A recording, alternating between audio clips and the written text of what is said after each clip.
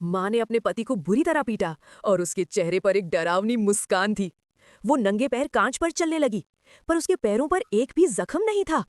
धीरे धीरे वो कमरे की ओर बढ़ी, तभी सीढ़ियों से वही माँ फिर ऊपर आती दिखी। अब तो पिता भी डर गए। उन्हें लगा घर में कोई अशुद्ध चीज, कोई बुरी आत्मा आ गई है। जब से ये परिवार नए घर में आया था, तब से अजीब घटनाएं रुकने का नाम नहीं ले रही थी। एक सुबह घर की खिड़की पर एक मरी हुई बिल्ली लटकी मिली। छोटी बेटी डर के मारे बेहोश हो गई और उसे अस्पताल ले जाना पड़ा। वापस आते समय रास्ते में पिता का रास्ता पड़ोसी की गाड़ी ने रोक लिया। वो गुस्से में बात करने उनके घर चले गए, लेकिन अंदर घुसते ही देखा कि फर्श पर सड़ी हुई हड्डियां और खून के निशान पड़े हैं। और सामने से आता पड़ोसी अजीब सी शक्ल लिए उन्हें घूरने लगा। पिता घबराकर वहां से भाग निकले। रात को सोते वक्त पड़ोसी के घर से अजीब अजीब आवाजें आने लगी। पिता को यकीन हो गया कि कुछ गड़बड़ है। उन्होंने पुलिस को बुलाया, मगर जब पुलिस आई तो घर के अंदर की हर चीज गायब थी। सिर्फ कपड़ों के ढेर और चलती हुई सिलाई मशीन बची थी। पुलिस को कुछ भी समझ नहीं आया और पड़ोसी ने ऐसे बर्ताव किया मानो कुछ हुआ ही ना हो।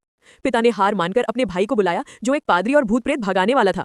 मगर वो पहले एक असफल तंत्र में किसी को मरवा चुका था, इसलिए डर के कारण उसने मना कर दिया। फिर भी भाई का परिवार बचाने के लिए वो लौट आया। जब उसने सच्चाई जानी तो पड़ोसी के घर गया।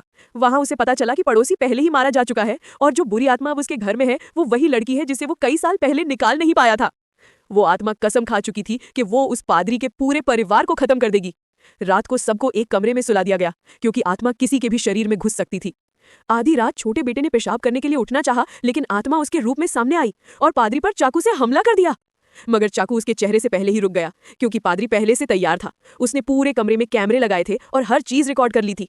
अब आत्मा और भी शक्तिशाली हो चुकी थी। वो अकेले उससे नहीं निपट सकता था, इसलिए उसने अपने गुरु भाई से मदद मांगी। लेकिन जब वो उसे एयरपोर्ट पर लेने पहुंचा, गुरु ने कहा, मैंने तो तुम्हें बुलाया ही नहीं। तभी पादरी को एहसास हुआ कि वो तो बुरी आत्मा के जाल में फंस चुका है। घर में अब बड़ा खतरा था। वो तुरंत वापस लौटा। रास्ते में अचानक कौओं का झुंड आ गया, जिसने पूरी सड़क ढक ली। गाड़ी सीधे पहाड़ से नीचे गिर गई और सब बेहोश हो गए। गाइस, वीडियो को लाइक करना और नेक्स्ट पार्ट देखने के लिए चैनल को सब्सक्राइब करना मत भूलना।